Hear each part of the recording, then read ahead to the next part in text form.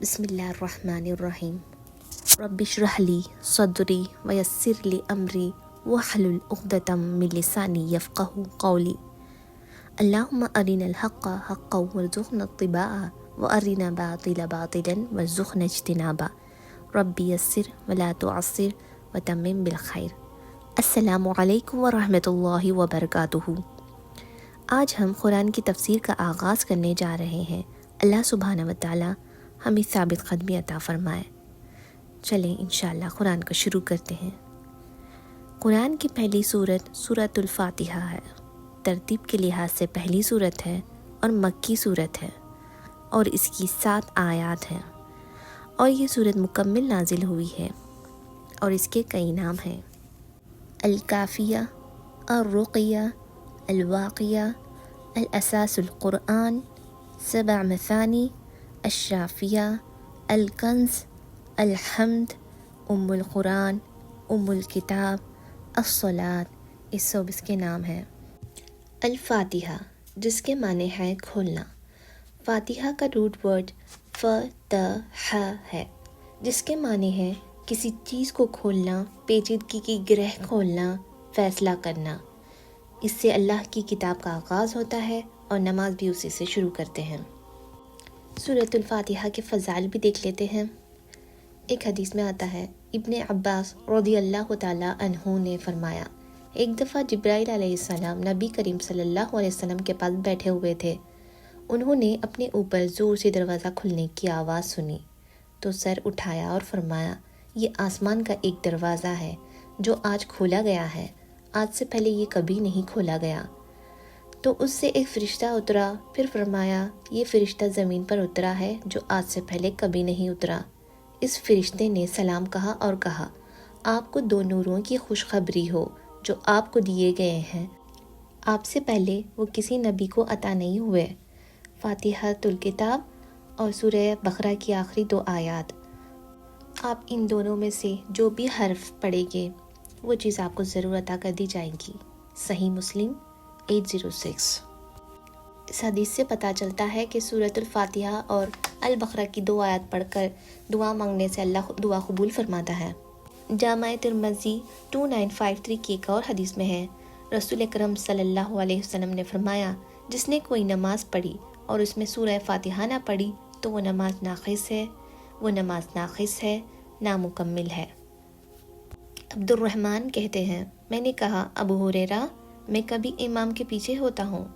انہوں نے کہا، فارسی لڑکے اسے اپنے جی میں یعنی دل ہی دل میں پڑھ لیا کرو، کیونکہ میں نے رسول اکرم صلی اللہ علیہ وسلم کو فرماتے ہوئے سنا ہے، اللہ تعالیٰ فرماتا ہے، میں نے نماز اپنے اور بندے کے درمیان 2 حصوں میں بانٹ دی ہے، آدھی نماز میرے لیے ہے اور آدھی میرے بندے کے لیے، اور میرے بندے کے لیے وہ ہے جو مانگے۔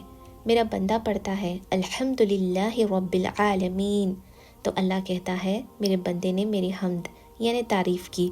بندہ کہتا ہے الرحمن الرحیم، تو اللہ کہتا ہے میرے بندے نے میری ثنا کی۔ بندہ مالک یوم الدین کہتا ہے تو اللہ کہتا ہے میرے بندے نے میری عظمت اور بزرگی بیان کی، اور عظمت اور بزرگی صرف میرے لیے ہے، اور میرے بندے کے درمیان ایاک نعبد و ایاک نستعین سے لے کر سورہ کی آخری آیات تک، اور بندے کے لیے وہ سب کچھ ہے جو وہ مانگے۔ بندہ کہتا ہے اہدنا الصراط المستقیم صراط الذین انعمت علیہم غیر المغضوب علیہم ولا الضالین، ہمیں سیدھی اور سچی راہ دکھا، ان لوگوں کی راہ جن پر تو نے انعام کیا، ان کی نہیں جن پر غضب کیا گیا، اور نہ گمراہوں کی۔ سورۃ الفاتحہ دم بھی ہے۔ صحیح بخاری 5736 میں ہے کہ نبی کریم صلی اللہ علیہ وسلم کے جن صحابہ در حالت سفر عرب کے ایک قبیلے پر گزرے۔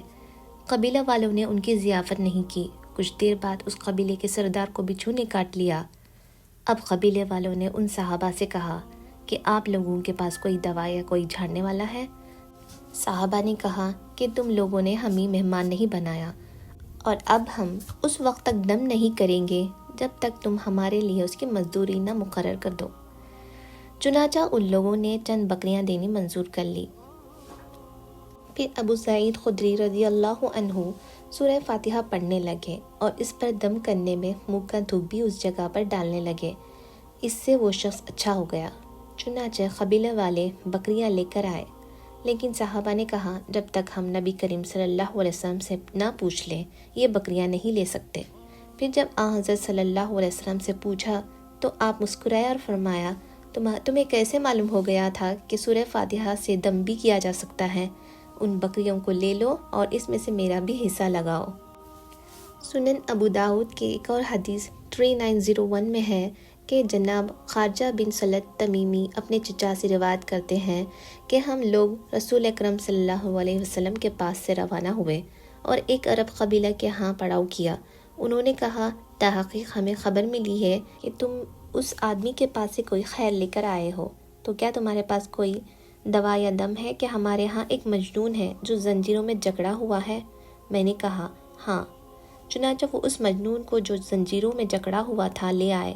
میں اس پر 3 روز تک صبح شام سورہ فاتحہ پڑھتا رہا۔ جب میں سورہ مکمل کرتا تو اپنا لعاب جمع کرتا اور اس پر پھونک دیتا۔ اس نے کہا پھر گویا کہ وہ اپنے بندھن سے کھل گیا اور انہوں نے مجھے اس کا عوضانہ دیا۔ میں نے کہا نہیں، حتیٰ کہ رسول اکرم صلی اللہ علیہ وسلم سے دریافت کر لوں۔ رسول اللہ صلی اللہ علیہ وسلم نے فرمایا کھا لو، میری عمر کی قسم، لوگ تو باطل دموں کا عوض کھاتے ہیں اور تم حق دم کا بدل کھا رہے ہو۔ اس سے پتہ چلتا ہے کہ سورہ فاتحہ شفا بھی ہے۔